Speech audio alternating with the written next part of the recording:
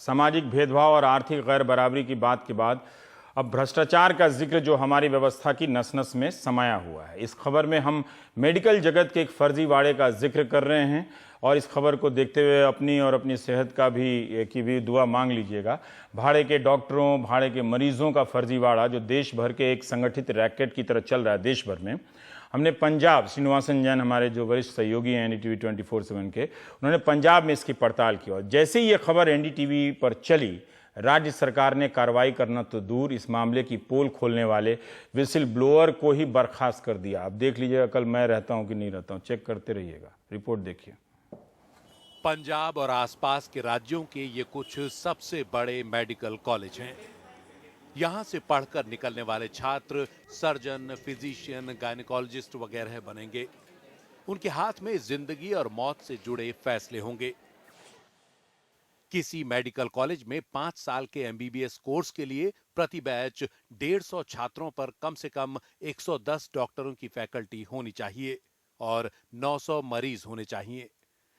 लेकिन Punjab medical council की एक जांच में पाया गया कि कॉलेज डॉक्टरों के मामले में बड़ी आसानी से सिस्टम को धोखा दे रहे हैं।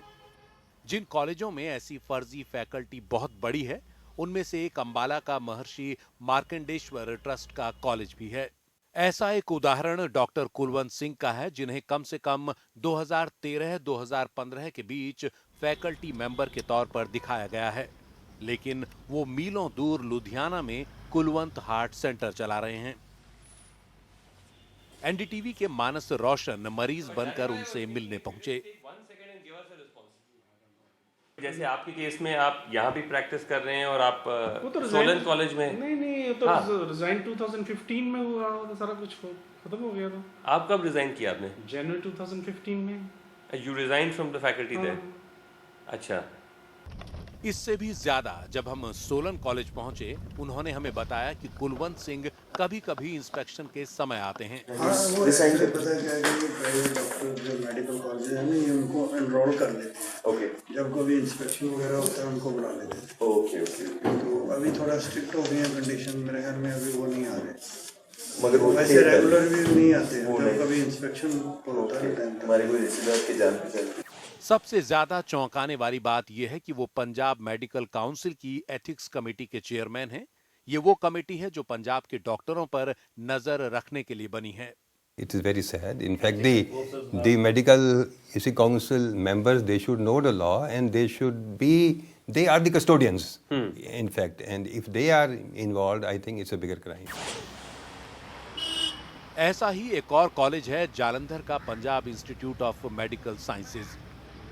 यहाँ की फैकल्टी में एक डॉक्टर बीएस भाटिया हैं, जिन्हें 2014-15 के लिए एसोसिएट प्रोफेसर सर्जरी बताया गया है।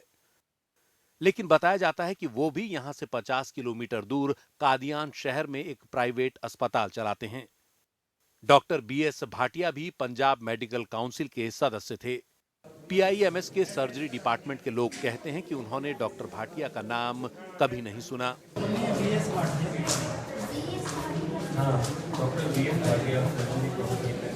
लेकिन पीआईएमएस ने कहा कि ये डॉक्टर फर्जी फैकल्टी नहीं है।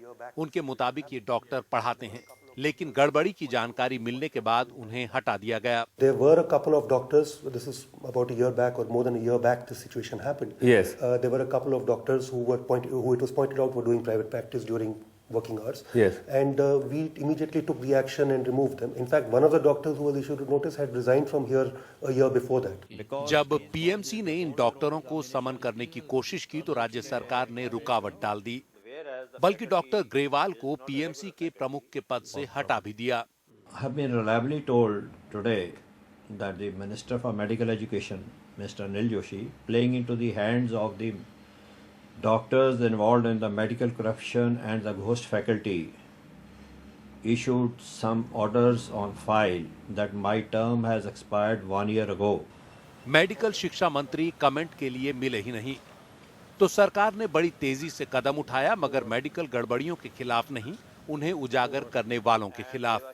मानस और जेवियर के साथ श्रीनिवासन जैन की रिपोर्ट, एनडीटीवी इंडिया।